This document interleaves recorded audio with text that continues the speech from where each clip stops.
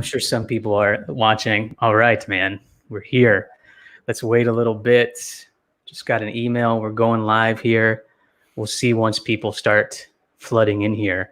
Yeah, give them a chance to hop on because you'll see on your end, right, when they start coming in. Yeah, and hopefully, some people will let us know if something is off. Right. Yeah, maybe they can hit us with the live comments if there's any weird. Right. I mean, it's 10 a.m., man. We're ready. If everybody is here, if anybody wants to comment in the link here as we start this presentation, say hello, let us know where you're from. We're excited to be with everybody today. We'll let some people kind of chime in and get in this link here real quick as we go. Yeah, we got some people watching now. What's up, Cool. everybody? Hello, welcome to the How to Create a Confident Sales Process to Succeed in Freelancing with your host. You guys may know us from the Copy Corner, from across the internet, some of our videos. I've been badgering you guys to sign up for this thing today. Terry Schilling, and with me to my left, I guess you could say, right or left, depending how you're seeing it. What's up, Right. buddy? Hey, I'm Dan Marzullo. Yeah, if you guys haven't checked out the Copy Corner, this is us, and thanks for tuning in today. Yeah, we're pretty excited for everybody to join in, and we got a lot of great information to share with everybody today. And what I want to do to start off, while we kind of still hit these introductions, please let us know your name, where you're from. We want to see everybody from across the world. We know we have some international people all over. We got Bethany. Hi from Canada. Canada. Bethany, all right. Hello. What's up? Welcome. Thanks for coming. Yeah, absolutely, Bethany. Thank you. So yeah, guys, say hi in the comments. We'd love to know where everybody's from. Maybe tell us a little bit about yourself if you're a freelance writer, maybe a designer, a little bit more of your skill set. We have Jessica Barton. Hi from sunny UK. Sunny Cool. UK. That's like, what, 12 days of the year are sunny in the UK, I think. Kenya. Hey. All right. Kelvin. Hello, Dan, Terry and Dan. Big fan from Kenya. Kelvin is awesome. Kelvin definitely has been a big fan. He's in the Copy Co-op group.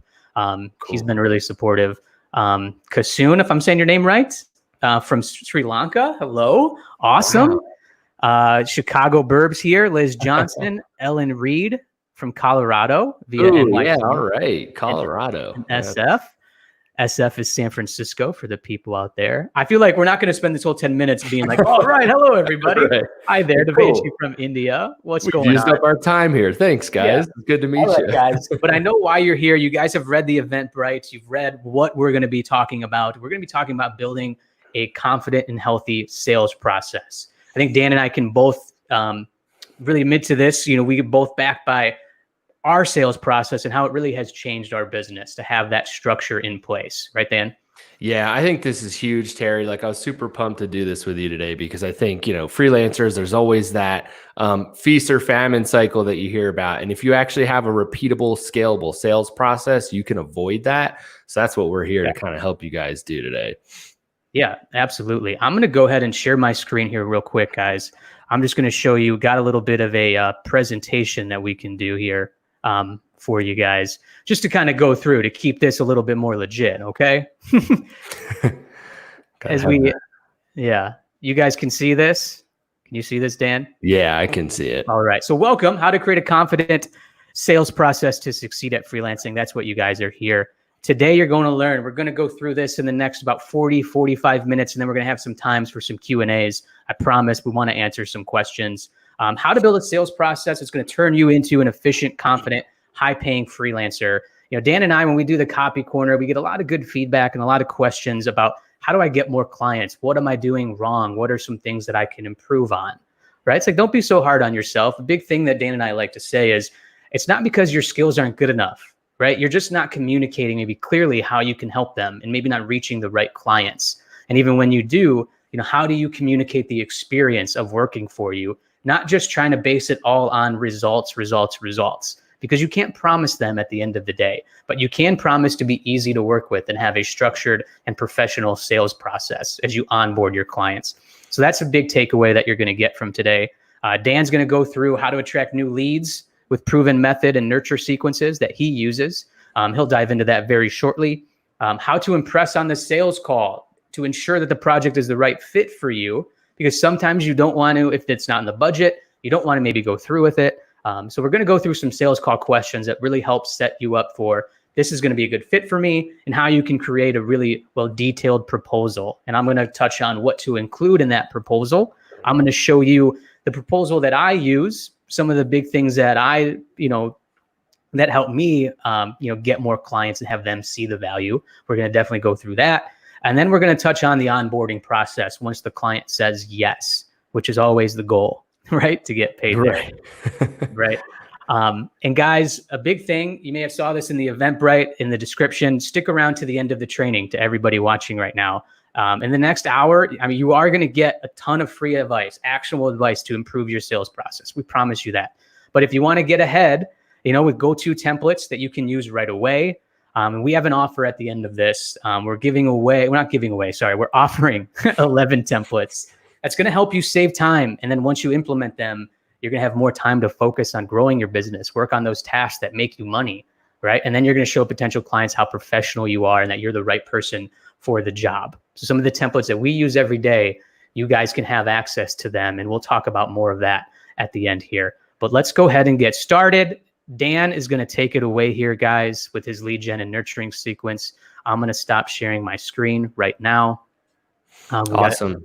And Dan, go ahead and take it away. We got a handful of people watching, people from San Diego, some people from India. Hello, we guys are we're so happy to have you here. But yeah, let's get into right away, guys. What's Dan, go ahead and take it away here. Yeah, thanks, Terry. Yeah, because we're kind of following the whole sales process, the funnel in this, guys, in this video. So starting at the top, right, first step is obviously you got to have leads or we're not doing any onboarding or calls or anything. So I'm going to go ahead and share my screen here and show you guys. Let's see here. Share screen. Chrome tab, LinkedIn. Yeah, guys. And if you do have questions, we'll save them for the end here. Okay. All right, guys. So to start, I'll take you through the process of how we find and generate leads on LinkedIn. And then I'll walk you through the nurture sequence that we put together that shows how we kind of turn these individuals into clients. So step one, finding those leads. If you guys aren't already using LinkedIn to generate leads, I would highly recommend you do so. For us, it's huge. It's been probably about 80% of our business comes from these tactics. So it's repeatable. You can do this regularly, spend some time every week on it, and you'll fill that pipeline. So what I always recommend, if you guys don't already have the upgraded Sales Navigator account, I think it's like $80 a month. I would highly recommend you get it, because if you're going to practice these strategies, it'll pay for itself over and over again. And the reason I say that is because you have a lot more search filters and criteria that you can use through Sales Navigator versus the free account. You can kind of do it on the free account as well, and I'll show you that option if you'd like to try that first. But I would definitely recommend starting with that. So if you have Sales Navigator, the first thing you're going to do here is click that Sales Navigator tab. Get there. All right. Sales Navigator tab. Yeah, definitely a nice feature that you guys can definitely take advantage of. Yeah, this is huge. I mean, we love it. So the first thing you'll do is all filters button, and this might be a review if you guys already use this, so bear with me here. But lead filters, this right here is kind of our bread and butter. This is the gold of Sales Navigator, because as freelance writers, copywriters, designers, whatever it is that you do, this is where we can really find and track down our ideal customer that we want to work with, those target prospects. So I'll run through kind of a sample scenario here so you can see this. So the first thing I'm going to do is geography. We'll put in Colorado because that's where I live. Hey, Dan, did it open up a new tab at all for you? Because I still just see your LinkedIn homepage. Oh, sorry about that, guys. Yeah, good call, Terry. Yeah, I must have. All good, man. Let's change Chrome tabs here. That was the issue. Okay, there we are. There we go.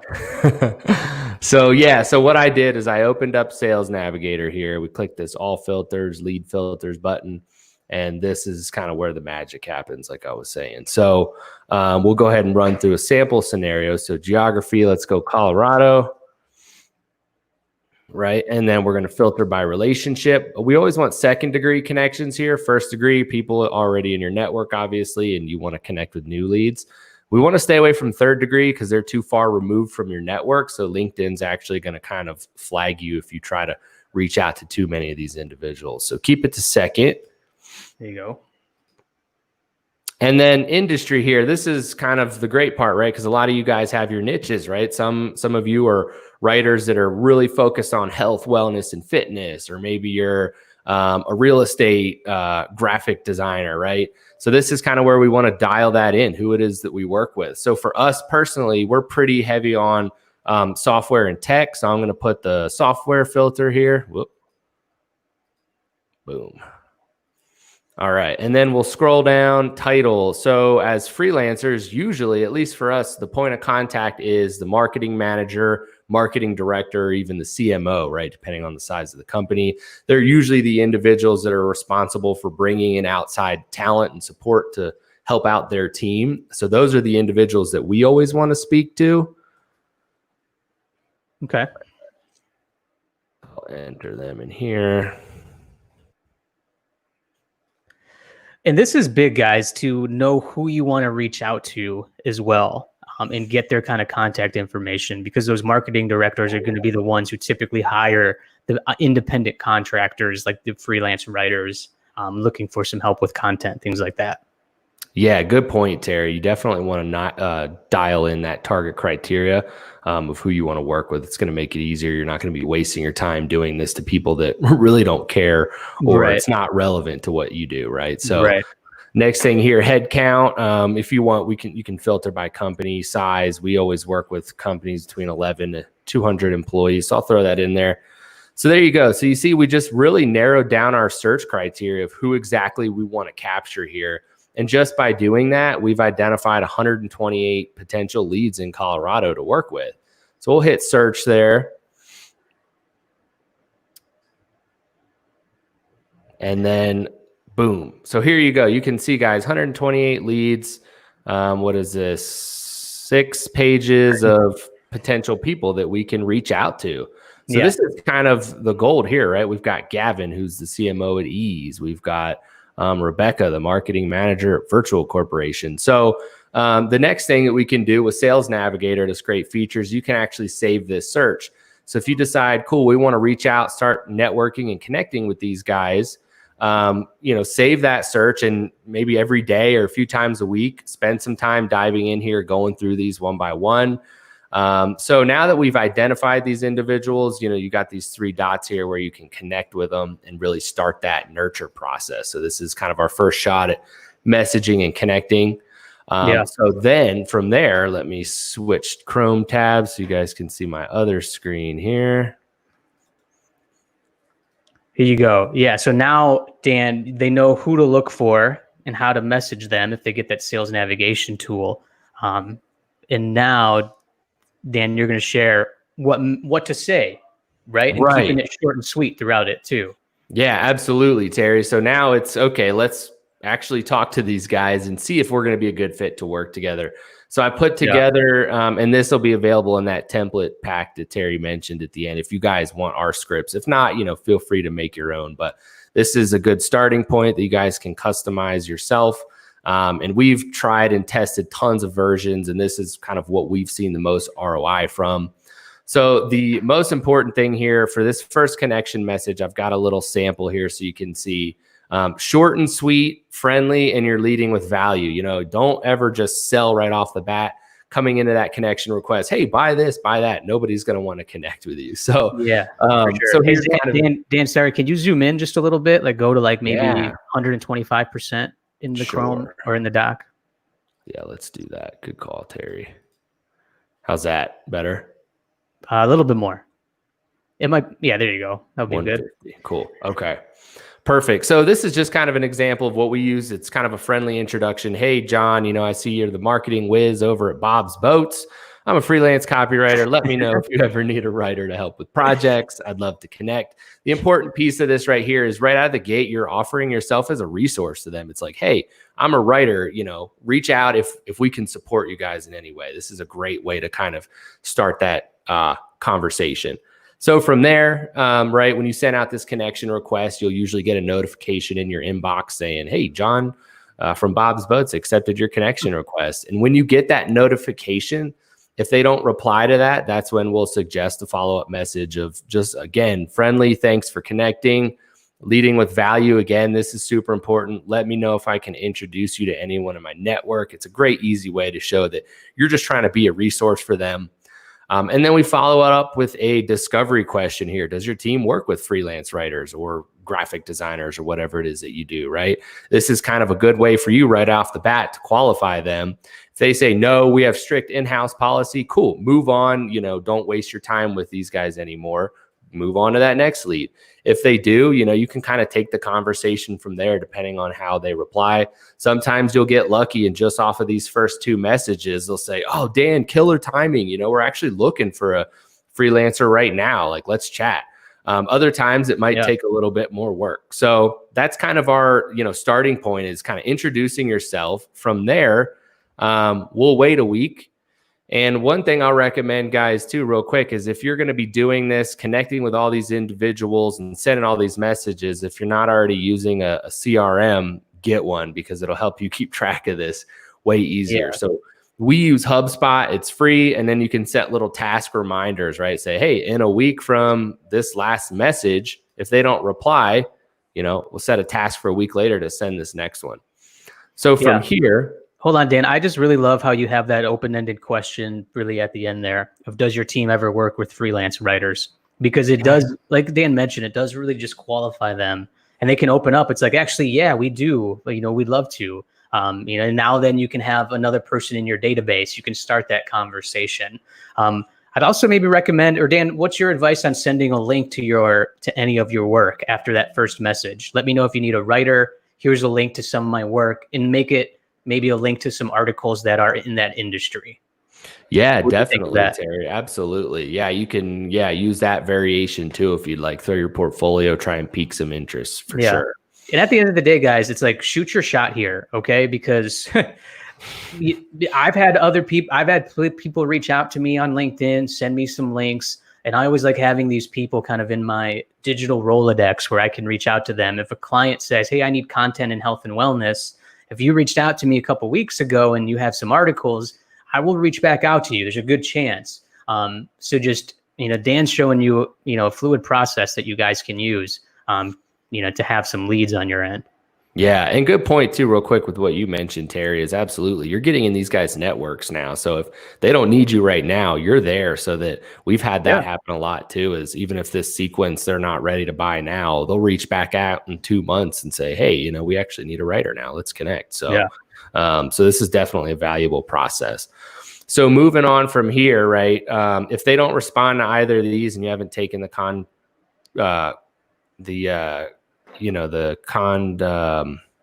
conversation. Jesus.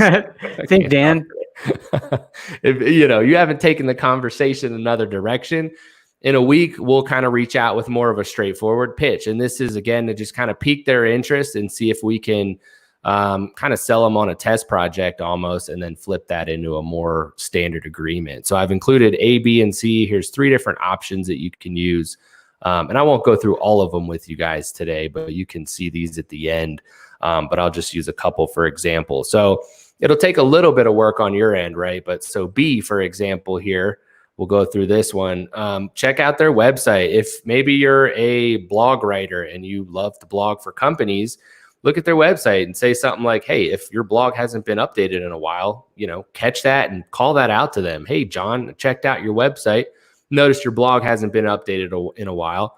I have a few article ideas I think would resonate with your readers that I'd love to run by you. Can we chat? So, you're taking that initiative of, hey, here, I've got some ideas. There's some good odds there that they'll reply. They'll want to hear that. Maybe you can, sell them on one trial article, right? And blow them away, blow their socks off, and then flip that into a monthly retainer to where you're managing their blog. Because if it's been neglected, they need someone like you, right? Yeah. Another option here, and this one's probably my favorite, little more involved, but this is what we do quite a bit with clients. So we put together like free content audits for leads to kind of show them gaps in their marketing strategy or areas to improve. And then we kind of sell ourselves as that solution provider to fix that for them. I'll tell you, definitely, guys, if you can approach someone and find something that's wrong or an area of improvement in their marketing, and you're talking to that marketing director, if they're good at their job, they're going to be all ears, and they're going to want to hear what's wrong and how you can fix it, because they don't want gaps, right? It's a very competitive landscape. They want to be the best at what they do. So you can customize this. So we'll say something like, hey, John, I put together a content audit for Bob's Boats that I'd love to share with you. Can I send it over? If they don't reply, don't waste your time going through this and putting together an audit. They're just not interested, right?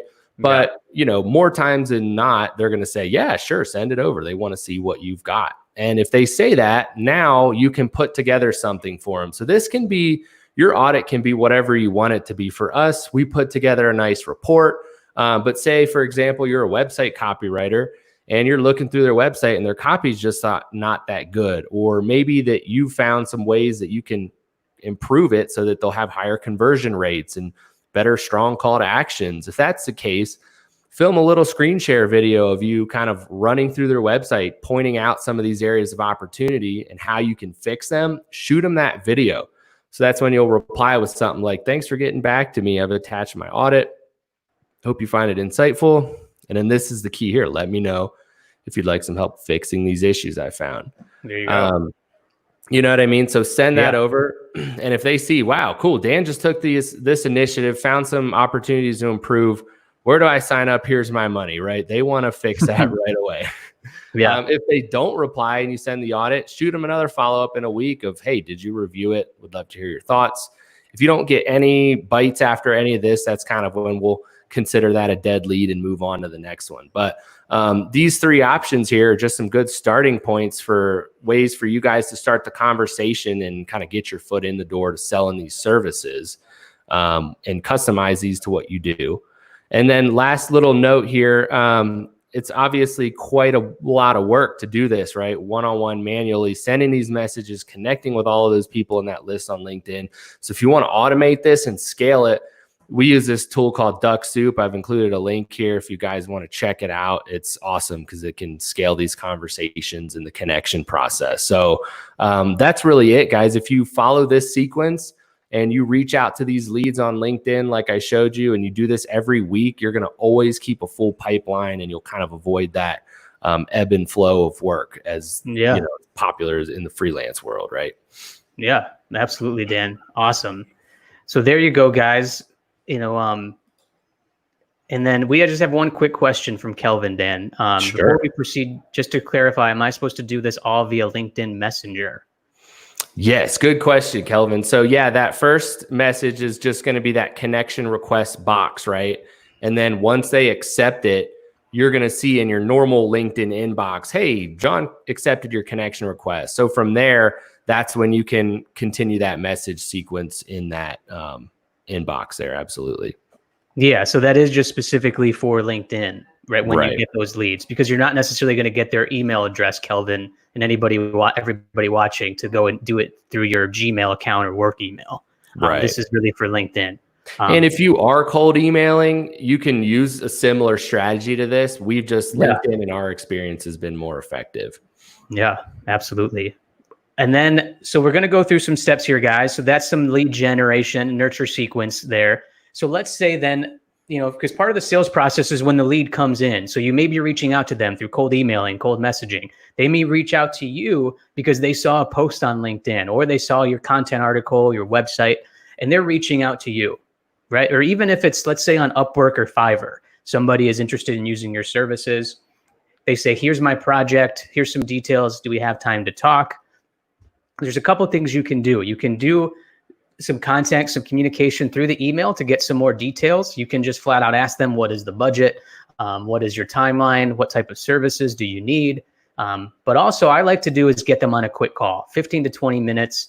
I definitely recommend investing in like Calendly. I think it is free that you can just send them a link to your schedule, which may be a little bit more professional looking for sure. So you guys can have that, set up a 15-minute 20 call. And then I just want to go over, I'm going to share my screen here. I want to go over some questions that I like to ask in the during the sales call process? Because I know this is a big part of it. People are just like, should I get them on a call? Should I not? Should I do this all through email? I like getting them on a phone call. Do a Google Meet, do a Zoom. If they just want to do a phone call, do that. Whatever the client says, really, I would recommend doing that. You guys can all see this, okay? Yeah. Can you see it, Dan? Yeah. Okay. So here, a Google Doc that I just have, I put together the right questions to ask your freelance clients before you start working together. Just a quick truth bomb, as I call them. The majority of client freelancer conflicts, they happen, everybody, because the wrong questions are asked right before or before starting the project and working together. So one thing that I don't like to start with is really just asking about the scope. It's like, so what do you need for this project, or what are the deliverables you're looking for? Really start to build, let them talk about their goals and their business. Introduce yourself. If they said, how do we want to start? You take the lead here. Say, yeah, I'll go ahead and start. Dan, let's go ahead. What specific services do you need? Now, this is slightly different than what is the scope of work, because maybe you got this information in the beginning. They said, I'm looking for help writing my website. Can we talk? Sure. Let's talk, Dan. But what specific services do you need for, your website, and what are the goals here? And they may go into, well, I need this. I also need some content articles, maybe some design work as well. And let's just say you have some design experience. Let's say you're a freaking star in Canva, and you can offer more services to them, or you can also recommend them some questions too, which is really helpful. It shows how valuable you are. What I like to ask here is this question. I'm curious, what sparked you to start this project? This is where they really start talking about some of the pain points and really the stuff that's been bothering them that they're trying to solve.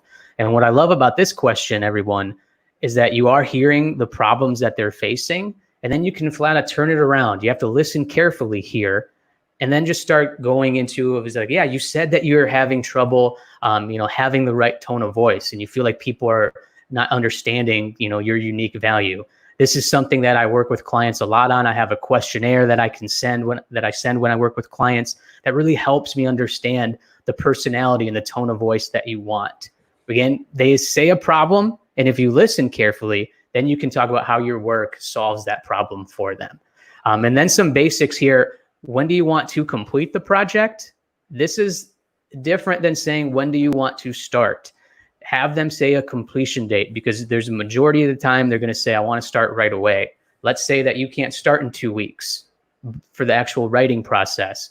Let them know, what's the end date here, because you can always start with an onboarding process to get things rolling. So it doesn't seem like you're avoiding them or you can't get started right away. Technically, there are some things that they can do to get the project started before you are available to really dive in. I love this question. What is the budget? Not what is your budget. Your budget makes it too personal. Having the in there keeps the conversation objective, and lets you confident, because it's going to help you align budget expectations. Because they could say, oh, well, I have a budget of $200 per article for $1,000 or for 1,000 words, right? And so then you can say, it's like, okay, what I typically have done is do $225 for $1,000, or I keep saying dollar for 1,000 words. Is that possible within your budget? If they say no, and it's like, well, no, I can't do that. But I mean, 225, a little bit more, chances are like, yeah, we can do that. We can get started with that, right? Just let them talk. After you say, I typically do it for this much, pause. Let them start talking about the budget. Because if they're really hesitant about it, then maybe it's not the right project for you. If the timeline and budget isn't aligned with what you do, then carry on. You're not going to waste time and energy building a proposal or anything like that, because proposals can take some time. And so that's just some great questions to ask. And then just talk about business goals. What are you looking really to achieve with this project? Be aspirational here. Let them see what their life's going to be like afterwards. So those are some questions that I think are super helpful during the sales call, when you guys do get them on that discovery sales call. Awesome. Anything else to add on there, Dan? I know we've talked about this on a couple Copy Corner episodes, but I feel like that's really just kind of some general questions, but super impactful questions as well. Yeah, Terry. And to kind of play off what you said about the budget thing, a lot of times in our experience, we'll see right out of the gate, the potential client's first question is, well, what do you charge? And usually that's kind of a clear indicator right out of the bat that they're just price shopping. So, Yep. Great point. It's kind of a good way to justify, is this going to be a good lead for me or not? If they lead with that, right out of the gate, it's not always going to be the best quality.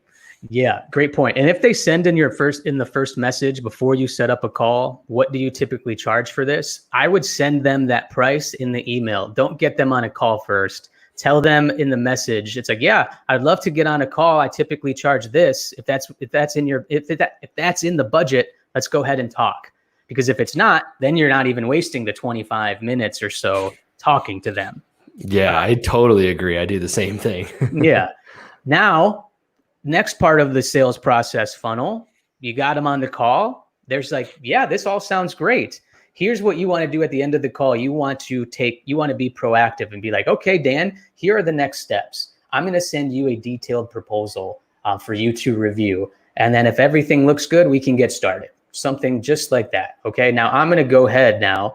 I'm going to share a couple things here. I'm going to go back to the presentation, that beautiful presentation in Canva that I created here, because now we're going to go into how to write an impressive proposal for a new client. We're a half hour in. We've already given you guys tons of great stuff, some comments here, really good info so far. I appreciate you guys commenting. Glad this is helpful. But now we're getting into some really good stuff here. This proposal is a game changer. Having that structured, that attractive PDF that you can send to clients really shows how professional you are and how different you are from other scrappy freelancers, if you will. Right? So here, just some things. That big X, write a proposal inside the email. Big no, don't do that. Because that's like more of like an estimate. And that's going to be one hell of a long email for them to read, at least I hope. The proposal should be detailed. So send an attractive and detailed PDF. Include these elements in your proposal. I can't really speak today. I don't know what's going on. Me either. I couldn't say conversation earlier. So you guys are all making me nervous watching. We got all you beautiful creative humans watching along. 5 things here, guys. The parties involved. I know it seems really obvious here, but just go through some structure here. These are the parties involved. So and so of this team. There's myself. There's a short overview of the goals of the project. Here's what we're trying to achieve. Then you're going to go through the scope of work. Here's everything that I'm going to do for you. I'm going to help you do research. I'm going to do keyword research. I'm going to give you a online questionnaire to start with. I'm going to be doing conversion copywriting for your homepage, about page, your services page, right? No matter what your skill is, you can tailor this. If you're designing the website, talk about the different pages that you're going to be designing. Social media marketing, talk about, I'm going to be doing 8 Instagram ads, 5 Facebook ads. There's a lot of research, 2 rounds of edits, include all these details because it just sets the expectations. This is all that I'm going to have. Wow, this is a ton of value. Because if you just say, write 5 pages of website copy and research, and here's how much I'm charging, it just leaves a lot of things open. I mean, if they say yes to that, you're kind of leaving yourself for them to kind of get you and be like, can we add in this? Can we add like the edits after edits after edits? Establish that from the beginning, how many rounds of edits. And you can even like have a personal note and be like 2 rounds of edits. But I promise you, we're going to be clear on what you need. Clients don't typically need 2 rounds of edits, right? Be confident in yourself. Let them feel taken care of. Obviously, include the price in the proposal. I even suggest breaking it down into the different phases so they can see all the value that you're getting. And I'll show you an example of this right after this. And then your payment and project terms. What I mean by your payment is how you're going to invoice them in that structure of invoicing. Are you going to send them a PayPal invoice? Do you have another system like Wave platform, QuickBooks, what have you? And then the project terms. Like, is the proposal going to be expired in 15 days? No refund for the deposit, things like that. And again, I'll show you some examples here shortly. And real quick, Terry, not to cut you off, but we had a good question come in here too. Is the proposal separate from the contract? Yes, it is. Pause. Awkward pause. Right, Dan? Like, what do you like? Yes. What's your answer to that? Yeah, I agree, Terry. So I've seen it both ways. Like if you actually use some professional proposal software like Proposify, they actually have it all in one, which to me is just this giant document. So I'm like you, Terry. It's, hey, here's a proposal. If it looks good and they agree, then you send the contract with, hey, we need your signature and we'll move forward. Yeah. And sometimes, honestly, sometimes I've even had a client go ahead and even just kind of say yes and be like, and I send over like some terms and everything in my proposal or in my invoice. And like I have it that way because I use Wave and it's really detailed and I could add in a lot. But I always do like to send a big proposal for everybody to see and then kind of how it's structured here. Some important reminders. I talked to you about include rounds of edits, include your research, add some extras in there. Like I'm going to be sending screen recordings. I'll create a wireframe for how the copy should look, little extra touch for them, which I like to do. And again, it shows a lot of value. Break down the work into phases so you appear organized and they won't feel like they're micromanaging you. And of always, guys, the biggest one is get money up front. If you do this fixed price and value priced pricing, get a deposit. Let them pay and do not start working until they pay you. Because this helps to leave a lot of headache for you or wondering, hey, I did all this work and the client's not paying. What do I do now? Well, that's tough. Unless they signed a contract and you want to go ahead and approach some legal issues with them, you can do it that way, but get money up front. Now I'm going to go ahead and share my proposal with you guys. I know we're approaching a couple more minutes before we get to Q&A, so we're going to go through this. I'm not going to rush this, guys, but I promise you. But again, I'm just going to show you some examples of what my proposal looks like and how that works to some of the things that we just discussed. So let's go up to the top here. I'll make sure to zoom in just a little bit here. And so this is what my structured proposal looks like. Add a little bit of branding. You guys may have seen, that's my little avatar. It's like a spinning image. Looks just like you, Terry. I'm a little scruffy today. But company project proposal. So let's just say you're working for MailChimp. MailChimp website copywriting proposal, right? Prepared by yours truly, Terry Schilling, prepared for MailChimp, delivered on blank. This proposal expires on this day. What's included? The parties, the overview, scope of work, investment, terms and conditions. So everything I just talked about there, guys, I include. Here's the parties. The client, vendor of record is yourself, the timeline. Give a brief timeline here, subject to change, because let's be honest, if you say I'm going to get this done in 3 weeks, no questions asked, that's pretty dumb. Leave it up there for subject to change. Unless they're on a strict deadline, like they said, we need it done by August 18th. Weird day, I don't know why, but just put that. We're gonna finish this by August 18th. If anything changes, even say subject to change, because sometimes the client, something happens and they can't launch right away. I have a footer here for your name 2020 and your website, location, remote or in person. I think that's good to kind of clarify there. And then here's the project overview, guys. Introduction. Thank you for considering me to be your lead copywriter on this project. My objective is to achieve the following. Copywriting to convey blank, includes writing the following pages, includes writing new brand messaging. These are just some examples of what I do for clients, but you guys can tailor this to yourself. My objective is to achieve the following here. And meet Terry, your copywriter. This is just a nice little way to reintroduce yourself and just like, here are some more examples of what I do. You're in good hands. You know, as you're reading this, I know what I'm doing. I can seriously help you. It's going to be easy to work with. We're going to have some fun working together. So I love including that. Now we get into the scope of work, everyone. So research and questionnaire. I told you about breaking it into phases. So what's phase one? Well, you know, I'm gonna do some research. You're gonna fill out a questionnaire for me, and I'm gonna go ahead and review that. And then that's gonna take about 3 to 4 days, maybe longer, guys. Again, tailor this to your schedule. Goals for this phase. I always kind of give the goals. Not kind of, I always do. I will also complete competitor research, and then I have the deliverable and the description to clarify that more for them. Phase two, now we move into the brand messaging and website copy part of the project for what I typically do. Again, I break down the goals. Now the copy documents are going to include this. You see how detailed and broken down this is? And it's pretty easy to read. It's pretty clear here. of what we're going to be doing. And then we have a table here. Here's the deliverables again, copywriting, anything else you want to add. I do put in revisions here, copy docs. All drafts and final documents will be provided in a neatly organized Google Drive folder. This is one of those things I was telling you, add some extras. You know, it may seem easy. It's going to be easy for you. This is a really simple task that doesn't take long, but people are going to respect that. They're going to appreciate you guys doing that for them. Even with some of the copywriting part, I will provide screen recordings to give you more information of, you know, into my process, into my thought process while doing this. And then communication, if there is something you want to do, it's like, hey, we'll set up a weekly call to check in every Monday.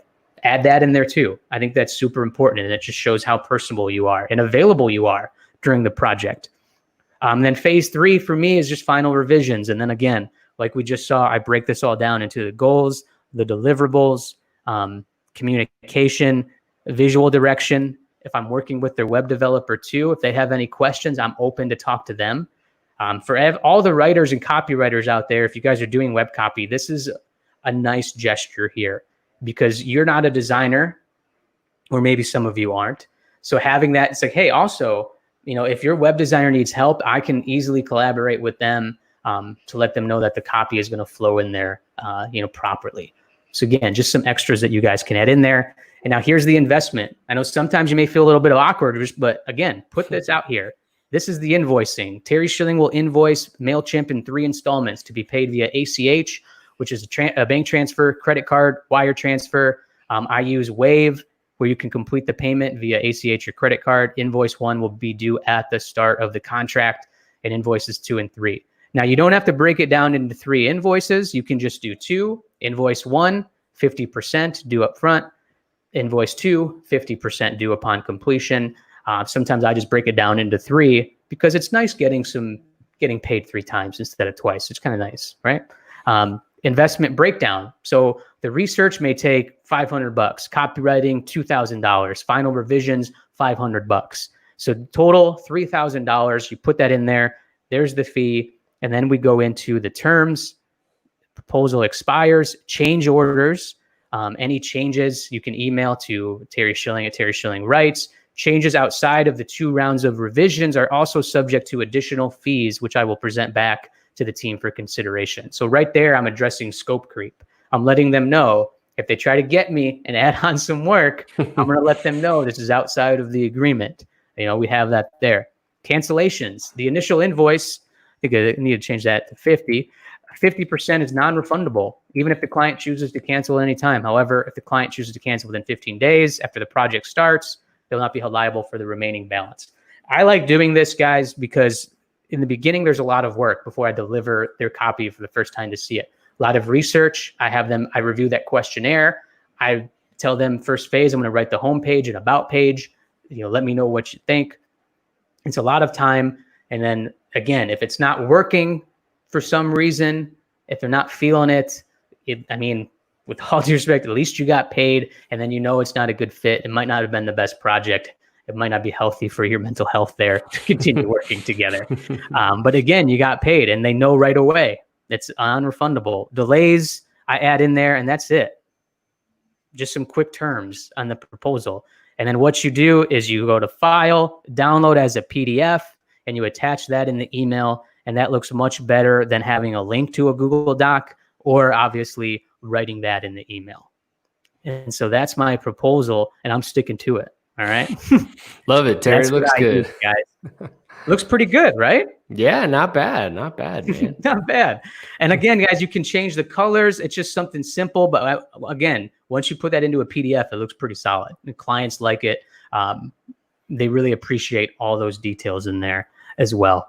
And so that's the proposal part. And as we are going to be finishing up here, now let's talk about the onboarding process and some of the things that you need to do next. Right, Dan? Yep. So after the client says, yes, you know, onboarding process, I like to send a welcome email with the next steps. And then also I include in that welcome email a quick recap of the phases of how it's going to work together. Actually, let me go ahead and share this screen, Dan, and then you and I can kind of riff on this for a minute. Yeah, totally. Cue Jeopardy music. After the client says yes, here's what to prepare for. Send contract and invoice. So Dan, why don't you touch on this just a little bit here? Yeah, sure they're thing. onboarding. Yeah, so that's kind of how the same process we follow us, with what Terry does. It's cool. They approve the proposal. They're ready to move forward. Send that follow-up email with kind of next steps. Here's what we're going to do to get started. And in that email, we always include the contract portion, right, which we kind of briefly mentioned is cool. Now, here's the contract. And with that, we send along the invoice. That way they know, okay, we're going to wait until we get the signed contract and the paid invoice back before we start any work. Yeah, absolutely. Definitely, guys. Send that contract invoice. Don't start working again until you get paid. And then in that welcome email, outline the expectations, your writing or working process, how you're going to communicate and work together. If you want to set up a Slack channel, if you're working with multiple people, let them know.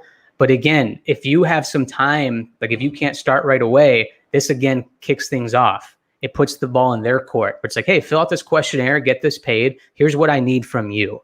Right. And then send over any intake and discovery questions or questionnaires, because this helps get the project started, because you haven't had this deep call about who their target audience is, what's the personality that they're looking for, any type of demographics. This is what Dan and I do when we're writing content or writing website or any copywriting for them. We get a more deep understanding of their business and how they talk about their business, right? What are the pain points? How can we best help them? These questionnaires and intake questions are super helpful. Absolutely. Thanks, Dan. Dynamite drop in there, buddy. And what I like about this welcome email, guys, is you're not avoiding them when the project starts. You let them know you have things under control, again, that they're taken care of and that you're available. This is how you contact me. Like, we're in this together, right? And here's what I'm going to be doing. So you have an understanding of how I work, which I think is super helpful.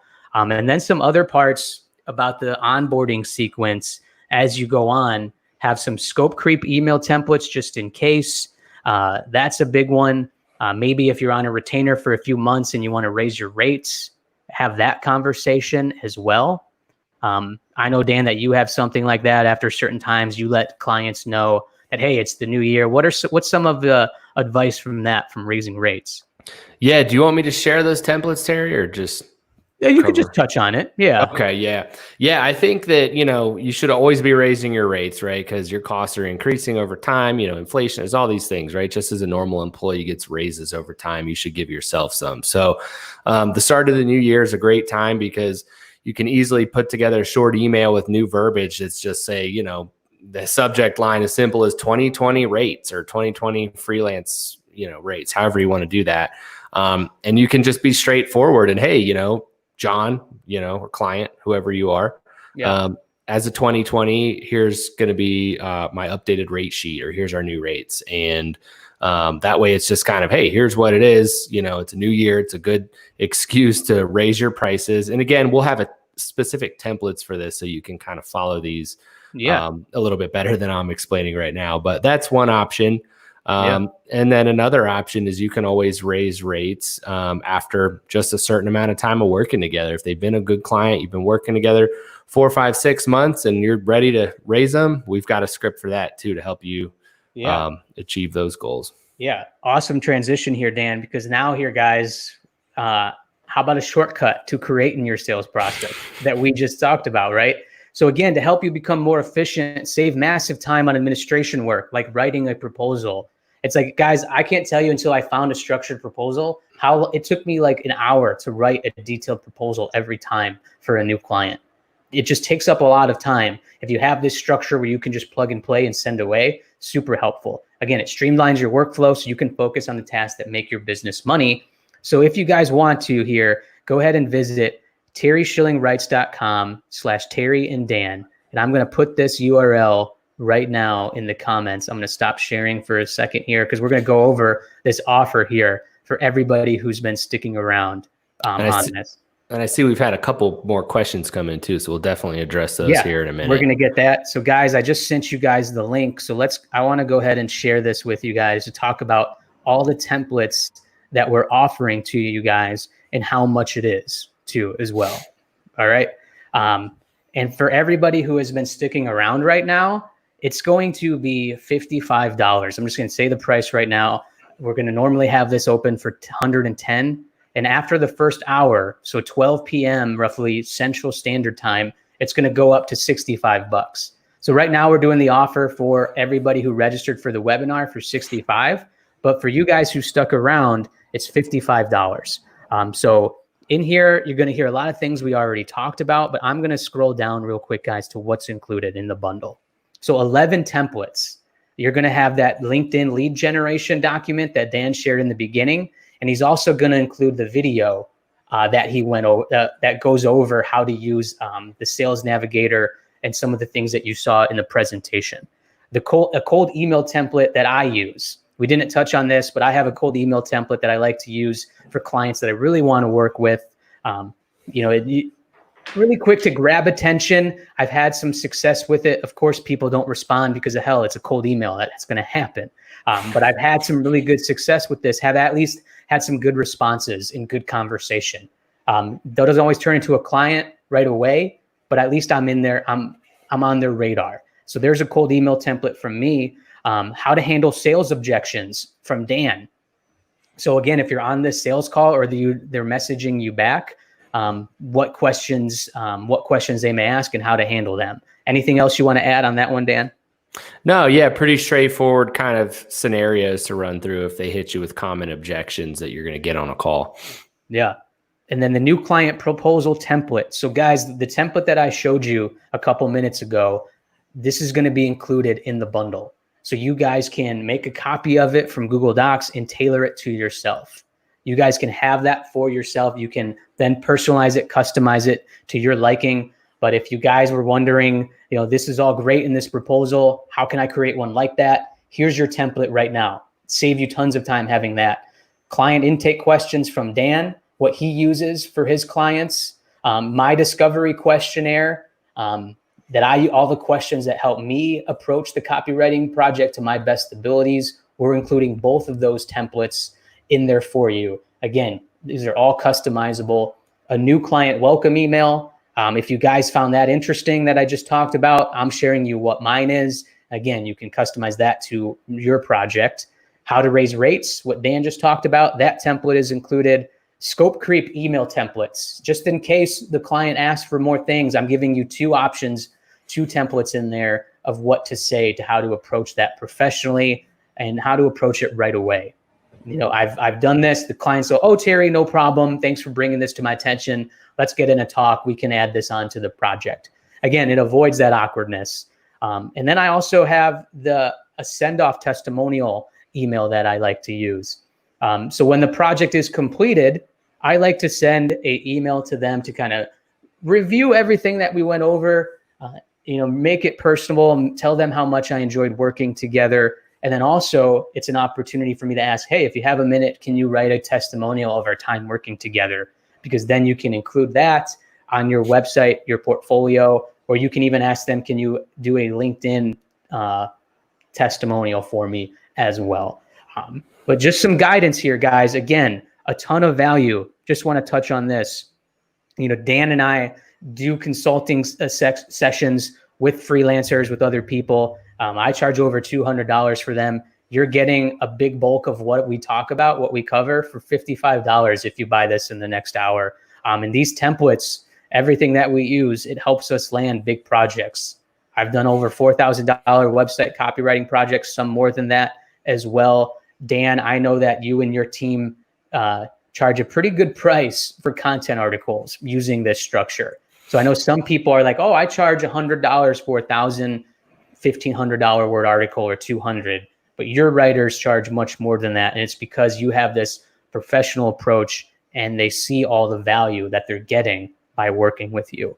So again, guys, TerrySchillingWrites.com, Terry and Dan, more information if you want to, but it's $55 right now if you guys want to take advantage of that. I'll stop sharing. Hopefully we didn't lose some of you guys, but again, go ahead and check out that bundle. And now we'll answer some questions here. We'll go over the 11 o'clock.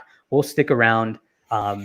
Yeah, Ellen Reed, we'll start here. Is this our last question or? Actually, one up, we've got Navin said, is there an alternative to Sales Navigator besides raw LinkedIn search? Navin Great. with the Raphael Nadal avatar. I like it. Great question, man. Unfortunately, there really isn't sales for using LinkedIn anyway, right? You've got kind of the premium account, which is Sales Navigator. You can even go higher than that. They have the next level premium, which is Recruiter, which gives you even more features, which you don't really need to spend the money on that. Yeah. So yeah, use Sales Navigator or use, like you said, the raw LinkedIn search. Go into that search bar and click on people and then click all filters, and you'll see the filter criteria that you have there to work with. And you'll just see how it's not quite as robust as Navigator.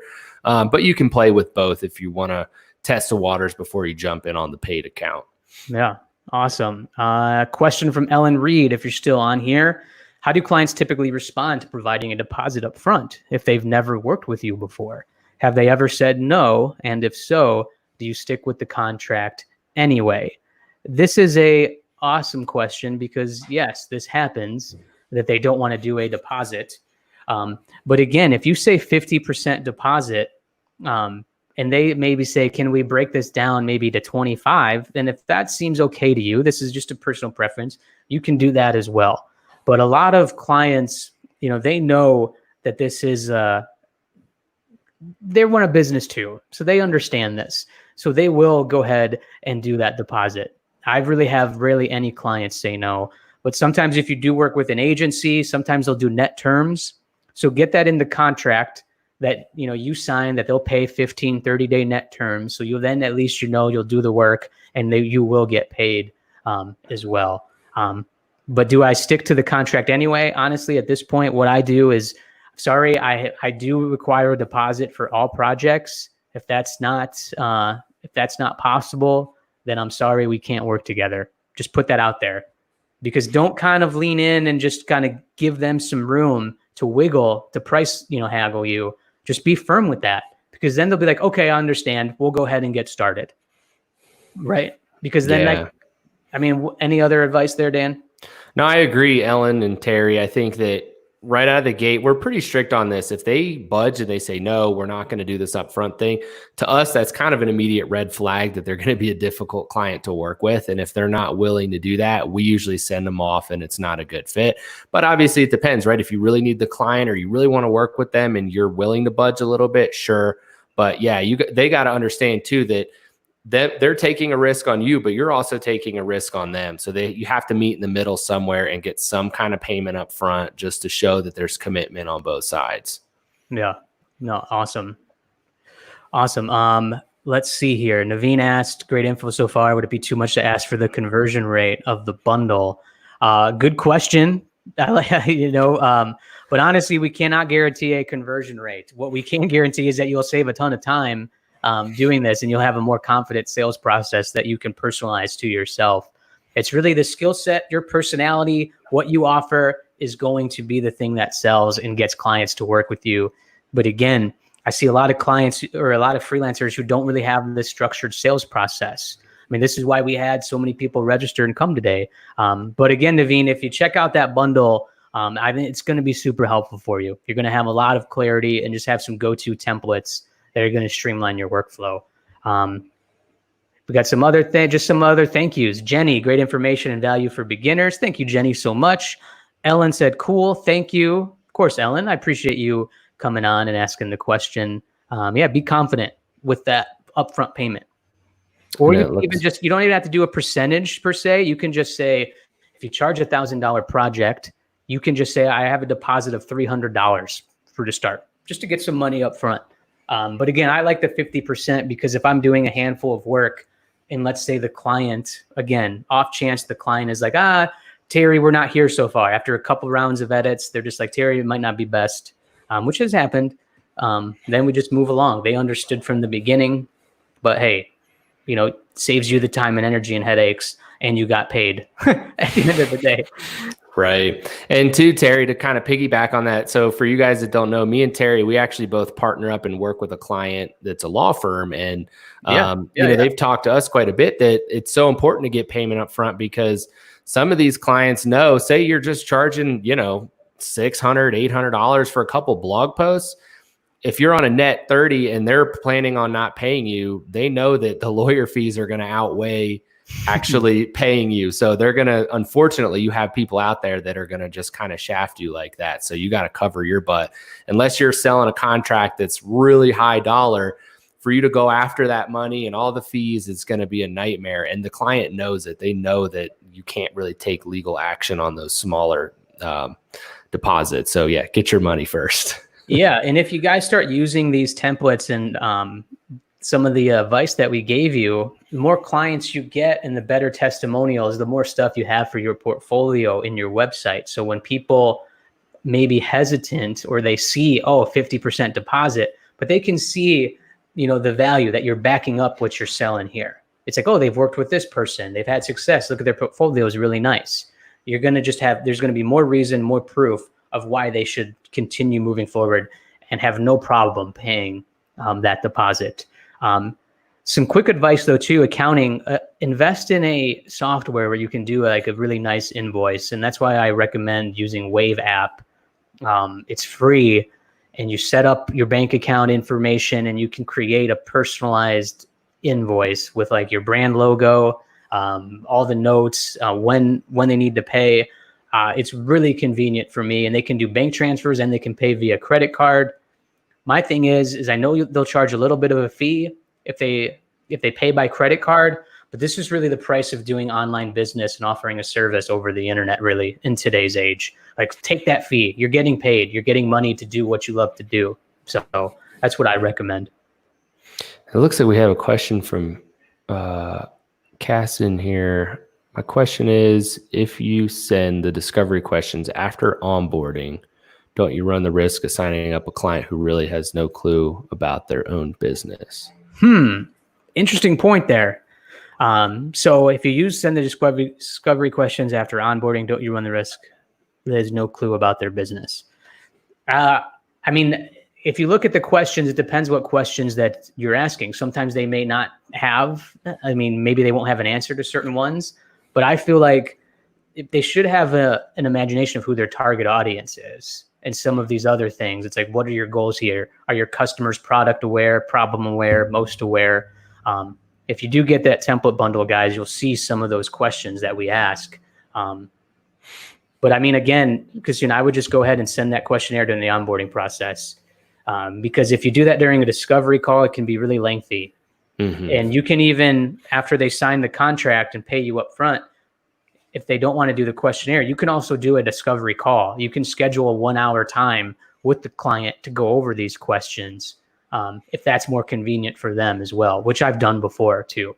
Sometimes the client doesn't want to do the questionnaire, and sometimes I'll be like, all right, let's get on a call. I'll record a Google Meet meeting and we'll do it that way. Mm-hmm. So just be flexible with them. Good question. Absolutely. Any other questions, guys? Yeah.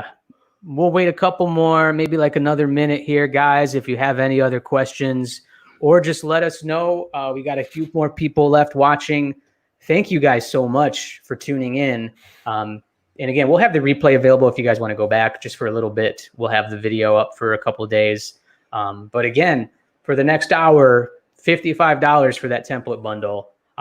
Really good deal if you guys want to take advantage of that.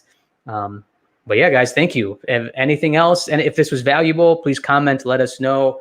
We'll definitely share some testimonials on this because we may do something like this again. Yeah.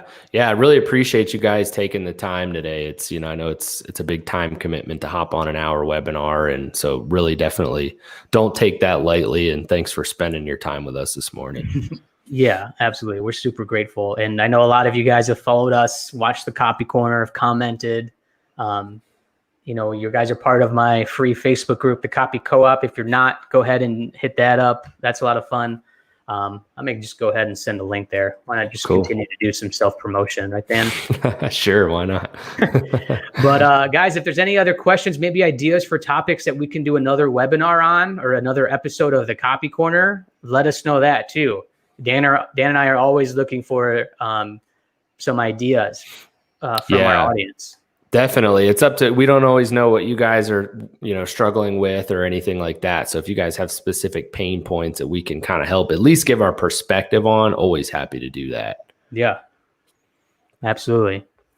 All right, guys. So if no other questions, we'll wrap it up here. So again, thank you guys so much for spending the hour with us. To everybody who did. A couple people are jumping off. No worries. But again, guys, thank you so much. Appreciate the time. Dan, pleasure as always, man. I'm glad we got to do this. This was fun. Absolutely, Terry. This was a blast. Good time. Man, seems like a lot of people found a lot of value there. So that's perfect. It's what we wanted at the end of the day. All right, everybody. We're going to end the broadcast here. Again, last thank yous to everybody. We will be seeing you guys around. Take care, everybody. Extremely valuable. This was a great idea. I'll end it on a good note. Belen Valdez, thank you so much. All right, everybody. On that note, take care.